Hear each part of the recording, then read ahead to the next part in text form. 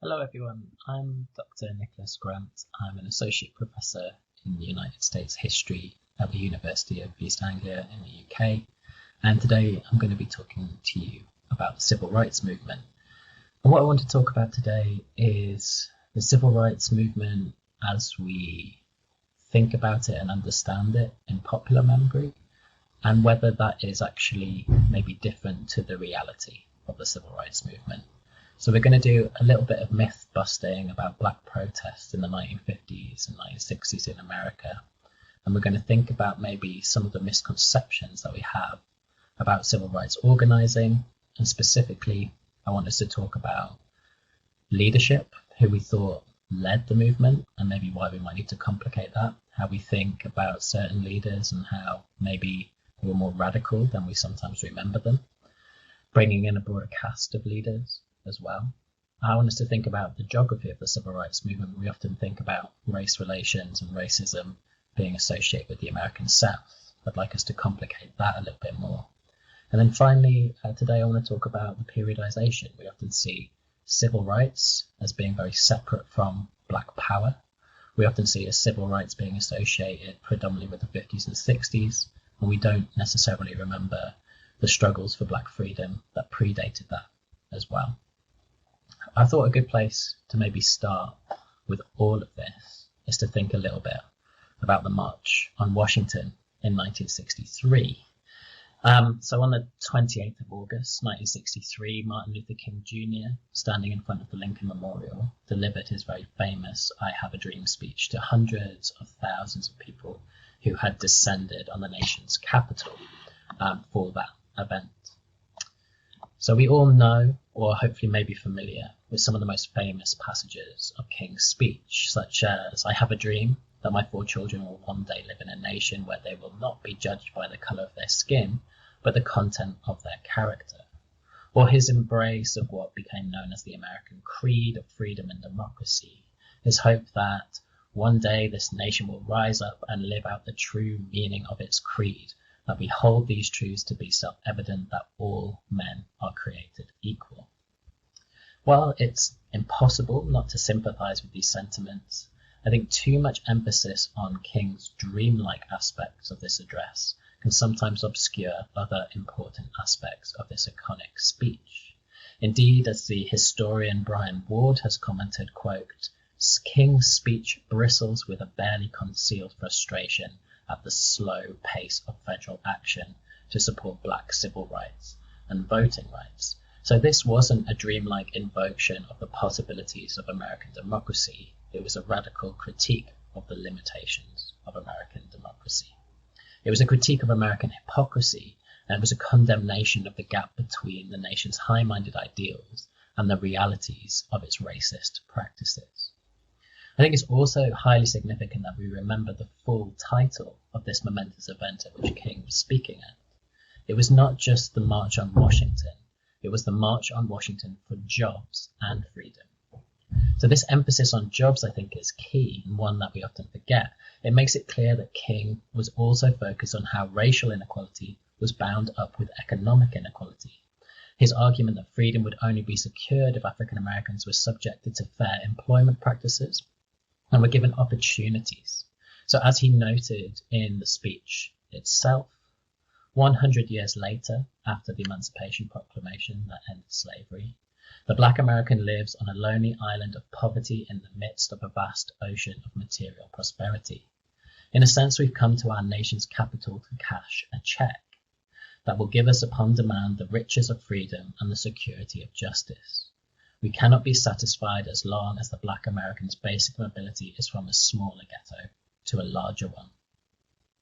I'm opening with this as I think we rarely do the work to remember or to think about the full vision or version or challenge that Martin Luther King Jr. represents. Martin Luther King in his entirety and what his life and activism might mean for us in our contemporary moment when we're thinking about ongoing struggles for racial justice.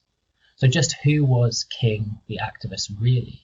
And what does it mean to understand King in full in a more complicated and multifaceted way? First, in terms of thinking about black leadership and the leaders that we know and what they actually represented.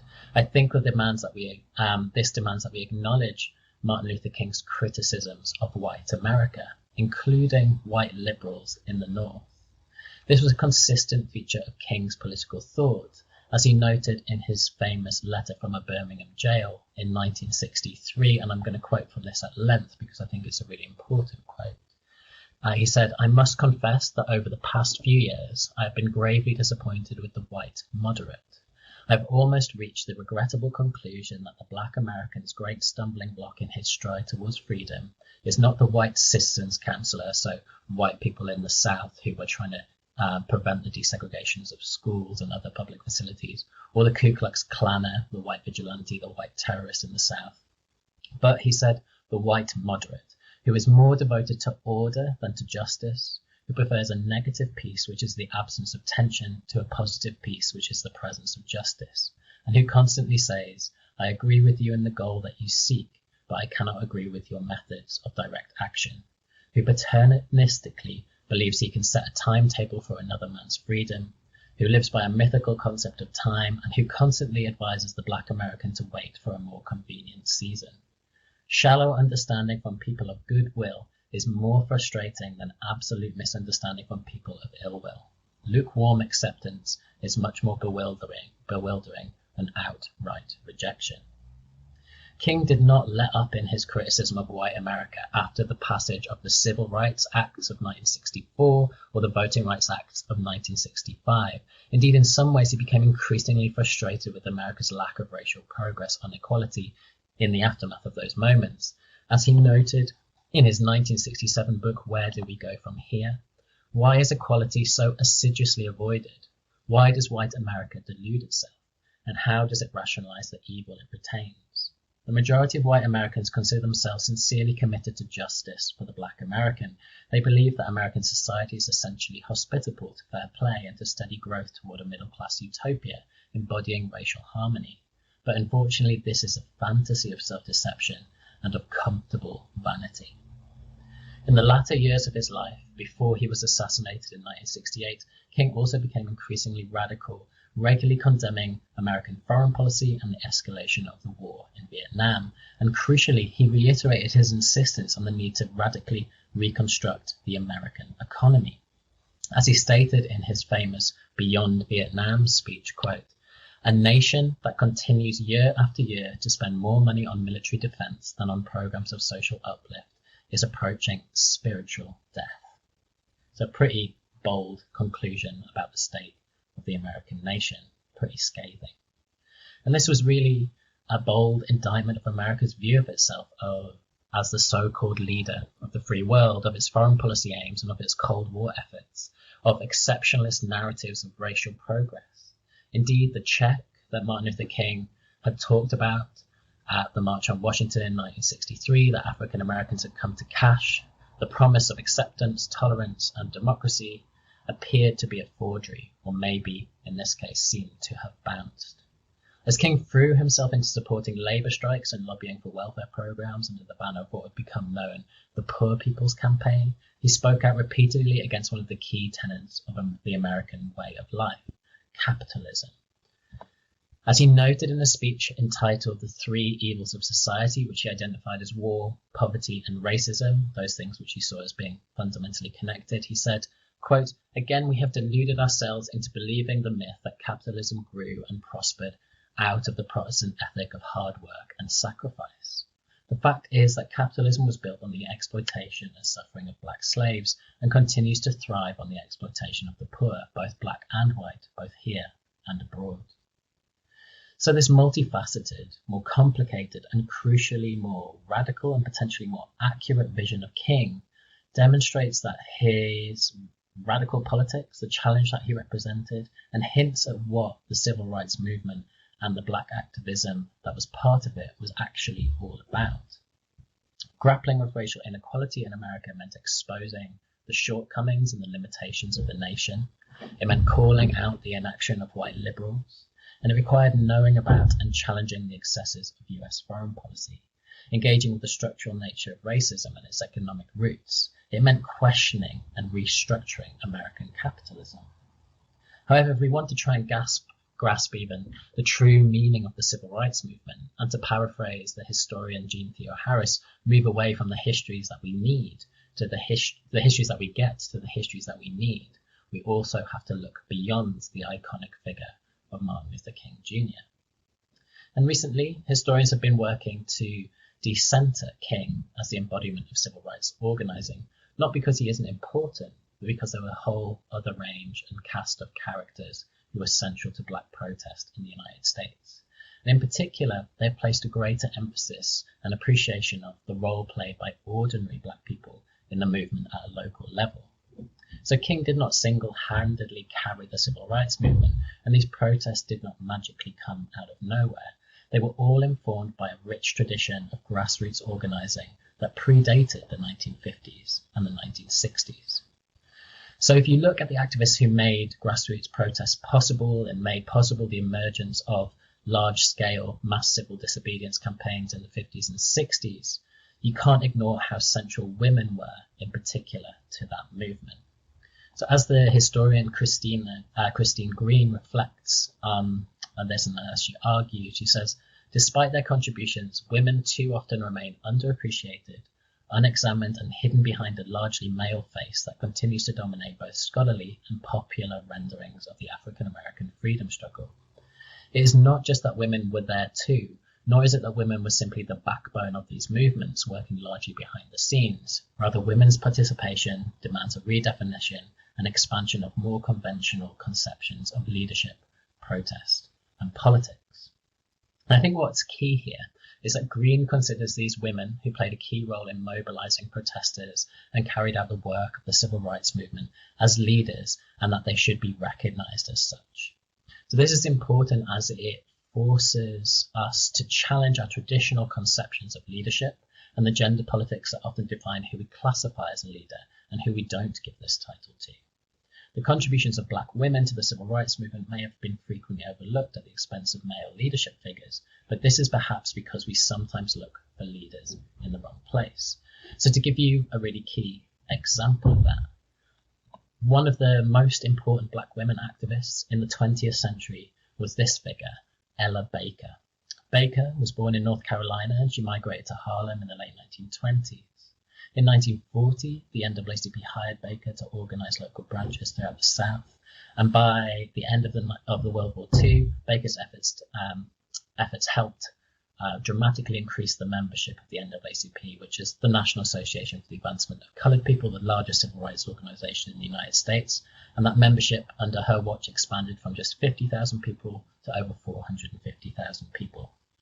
At this time in the 1940s, throughout her travels in the South, Ella Baker helped build and strengthen networks of black organizers that would become crucial to the later civil rights movement of the 50s and 60s.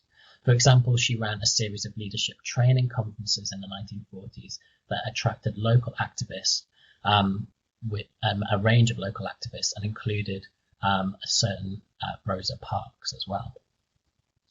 By 1957, Baker had become the executive secretary even of Martin Luther King Jr.'s newly formed Southern Christian Leadership Conference. However, when the student sit-in movement erupted across the South in the 1960s, epitomized by the Greensboro sit-in movement in North Carolina, Baker worked to bring together student demonstrators and persuaded them to form their own rival organization, which became known as the Student Nonviolent Coordinating Committee, or SNCC for short. And so Baker was crossing all these different major civil rights organizations. She went from the NAACP to King's organization to helping found a movement for black students in the South. And she never was tied to a particular organization, but she was a key leader in all of these. And she was convinced that everyday people, the black agricultural workers, maids and laborers of the South, held the keys to ending their own oppression. She urged students in SNCC to work to empower some of the most marginalized and impoverished black Southerners. And she had this radical democratic vision that helped shape that organization's view of local grassroots leadership, or what the sociologist Belinda Robnett has termed indigenous bridge leadership. Baker also influenced a number of young SNCC women, including Diane Nash, who would play a pivotal role in the civil rights movement alongside Martin Luther King, who found Baker's rejection of conventional gender roles and her insistence that women could be leaders too very inspiring. So when we think about leadership within the civil rights movement, we need to think about people like Ella Baker alongside others like Martin Luther King Jr. We need to think about the contributions of black women more broadly and how black women in particular had a different view of leadership that tried to empower ordinary working people on the ground. And also we need to recognize those contributions. If you look at the civil rights movement from Ella Baker's perspective, it's much broader, it's much more working class, and it's much more multifaceted and different. She moved from different organizations. So now I just want to switch away from that theme of leadership in terms of questioning our memories and our ideas of people like Martin Luther King, in terms of expanding that vision of how we think about black leadership, and move towards the second, I guess, myth I want to tackle in terms of the civil rights movement, and that is the myth of geography. And to put it simply, I think historians now, in the last 20, 30 years or so, have started to pay more attention to the civil rights movements that shape racial politics throughout the nation and not just in the American South. So this has been part of a concerted effort by historians to argue that the American South was not a distinct region where racism, the worst place for racism in the United States, but that actually racism, and including formalized segregation, existed in the North, and white supremacy and racial violence was equally a northern phenomenon, just as it was a southern phenomenon. So historians, again, such as Jean Theo Harris, Kamosi Woodard, and others have done a lot of work to uncover aspects of what they refer to as, quote, the Jim Crow North. But what is the Jim Crow North, and why might it important to recognize this be important to recognize this geographical dimension of racism in the United States? And by way of an explanation, I want to take you to Northeast Pennsylvania in August 1957, just 2 weeks before the national and international media attention was focused on the Little Rock Nine in Arkansas and their efforts to desegregate Central High School. So there's this key flashpoint in 1957 in the southern state of Arkansas, where 9 black school children try and desegregate Little Rock Central High School. And that is a key landmark moment of the civil rights movement. But just 2 weeks before that, in Northeast Pennsylvania, there's an interesting parallel case, which I think can tell us a lot about racism and where it is located in the United States. And this is the date when the first African-American family moved into the post-war suburb of Levittown, which was a middle-class community of around 60,000 people located on the outskirts of Philadelphia. So when William and Daisy Myers and their young children arrived at their new Levittown home, some 400 local residents formed a mob and threw rocks through their picture window, harassed them with loud music and car horns, and unfurled a Confederate battle flag and burnt a cross on the yard of their neighbour, who was deemed to be too friendly to the newcomers. This suburb then was seen as a white-only space. Indeed, the construction company responsible to Levittown noted, if we sell one house to a black family, then 90 to 95% of our white customers will not buy into the community. In the end, the governor of Pennsylvania ultimately had to dispatch state troopers to protect the Myers family, leading to a week of violent confrontations between local law enforcement and Levittown white segregationists. Whites in Levittown blamed outside agitators such as civil rights organizers for this disturbance and claimed that they were just protecting themselves and their suburban enclave from the problems of the black inner city. So here we effectively have a northern Little Rock occurring just 2 weeks before the actual Little Rock crisis in Arkansas made national and international headlines. Yet the story of Levittown in the north on the outskirts of Philadelphia has been virtually erased from public memory today. So why is this? In their edited collection, The Myth of Southern Exceptionalism, the historians Matthew D. Lasseter and John Crespino argue that this is down to the fact that these stories of racism, mob violence in the North don't fit dominant narratives about the nature of racism in the United States. There's an image of Levittown and a quote from Lasseter and Crespino. As they point out, the notion of the exceptional South has served as a myth, one that has persistently distorted our understanding of American history. Although scholars and journalists have repeatedly chronicled the decline of regional distinctiveness for more than a century now, the basic features of Southern exceptionalism still structure the popular mythology of what kind of nation America is when it comes to race. And that is a story of white racial innocence in the North, of a benevolent superpower willing to confront segregation, and of an essentially liberal national project if only the Southern states could get their act together and stop being racist. And this is very much a myth. As Lasseter and Crespino assert, in challenging this politics of Southern exceptionalism, our agenda is not to absolve the South, but to implicate the nation. So by shifting our lens to think about racism and the civil rights struggle in the North to places like Levittown and countless other northern spaces just like it, the civil rights struggle becomes a national issue rather than just the history of a region refusing to accept the supposedly American values of freedom and democracy. So racism is not just something that is located in the American South. The civil rights struggle went far beyond the American South, and this incident in Levittown, I think, is an illustration of that. Indeed, Rosa Parks referred to the North, which she lived in for a long period of her life, as, quote, the promised land that wasn't. Housing, education, the criminal justice system, local politics were all based around an entrenched system of segregation. African Americans knew this all too well, and they consistently challenged Northern racism building movements and campaigns from coast to coast and everywhere in between. As Martin Luther King Jr. pointedly observed in 1965, quote, as the nation, black and white, trembled with outrage at police brutality in the South, police misconduct in the North was rationalized, tolerated, and usually denied, end quote. So Jim Crow and segregation and racial violence in the North was real, and black activists, at least these two most famous black activists associated with the civil rights movement, acknowledged that, recognized this, and they worked to challenge it. And then this brings us to the final theme that I wanted to address in the lecture today, and that is of periodization or the timeline of the civil rights movement.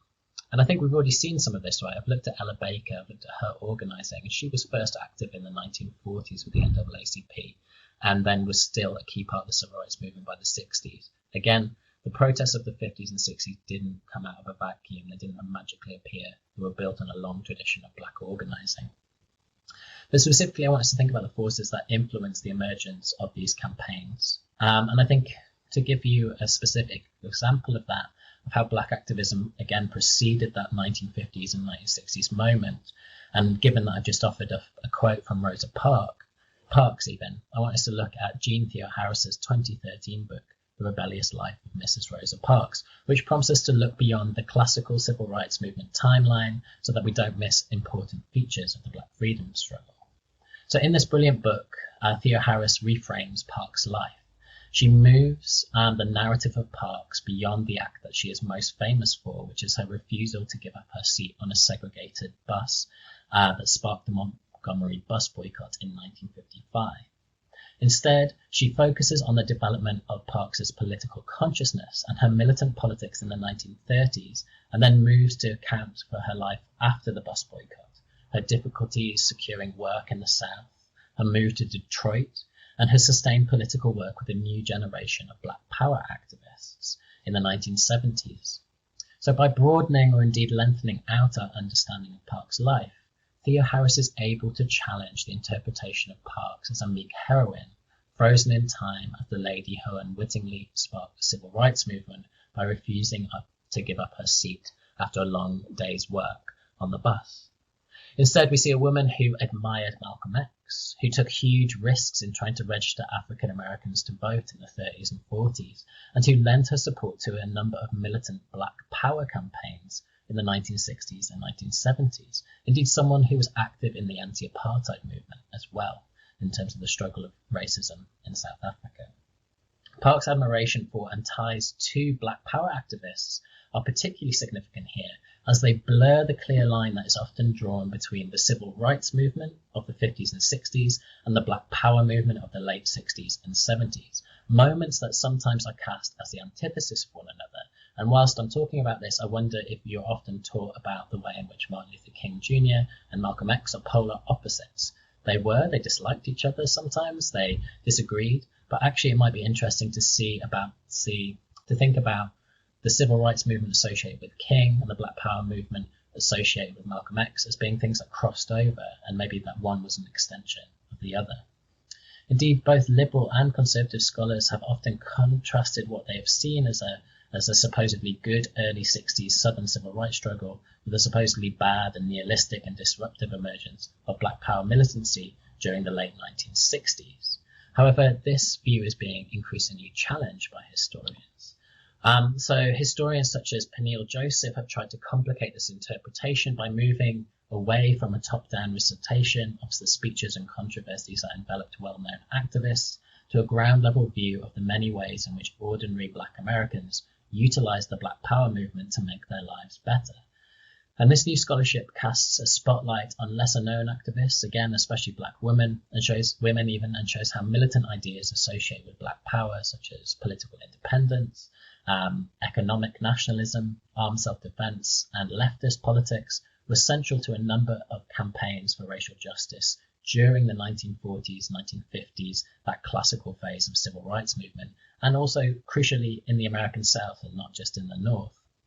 Indeed, as the historian Hassan Kwame Jeffries has shown, the Alabama-based Lowndes County Freedom Organization, which I have images up on the screen were the first group actually to use the Black Panther symbol in 1965.